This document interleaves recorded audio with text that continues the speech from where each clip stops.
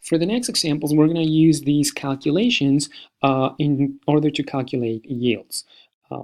The theoretical yield is the one that we already calculated, for example, in the previous problem.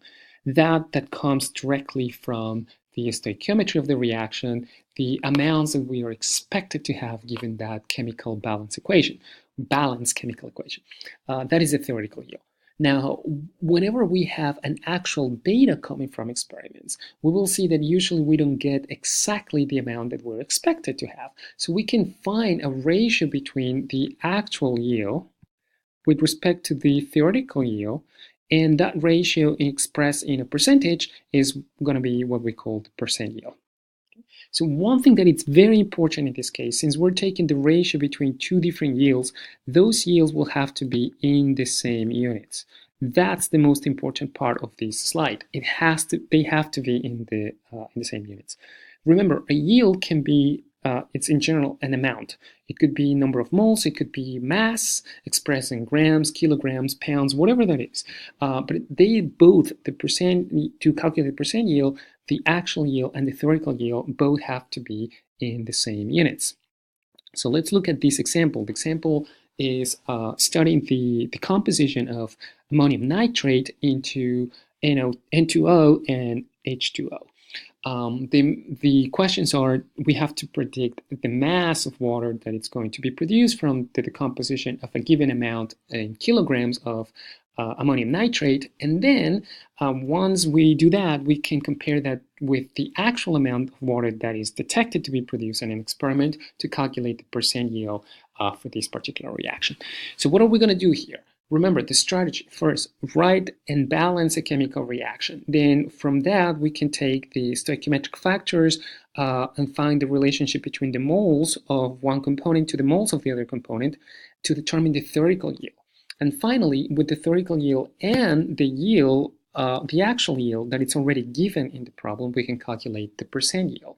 So this is how we're going to proceed in terms of the answer. So in the previous example, I show you do one step at a time. Okay, this is another way to actually find out the same answer just in one line using dimension and analysis.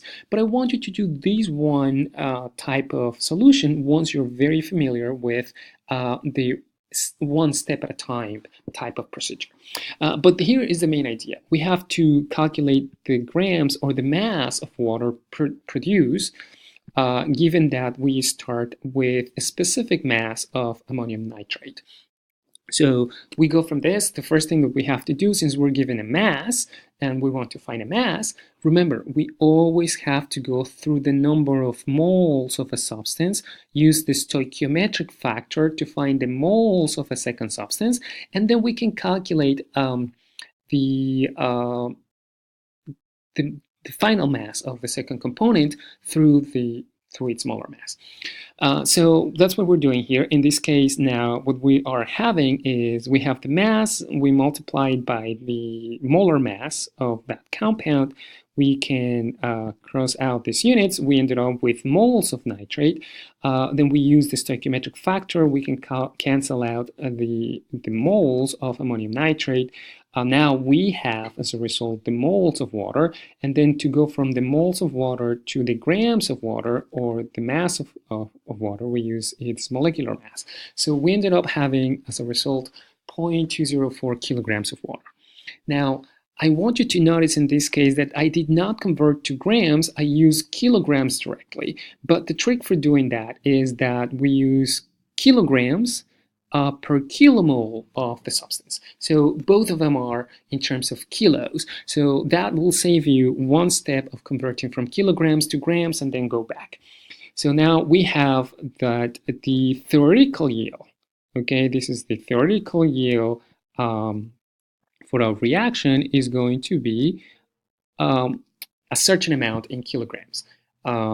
About 200 grams or 0.204 kilograms.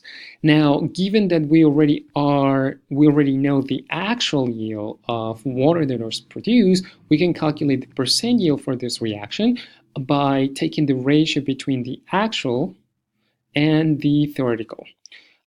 Again, both of these yields will have to be in the same units. So if I calculated my theoretical yield in kilograms, I should either convert this into grams, 2 divided by the grams of water that were detected to be produced, or I can convert these grams into kilograms to take the ratio, such that now we can cancel the units, kilograms of water with kilograms of water, again, dimension analysis being very useful, and we end up having a percent yield of about 64.1%, according to the number of significant figures.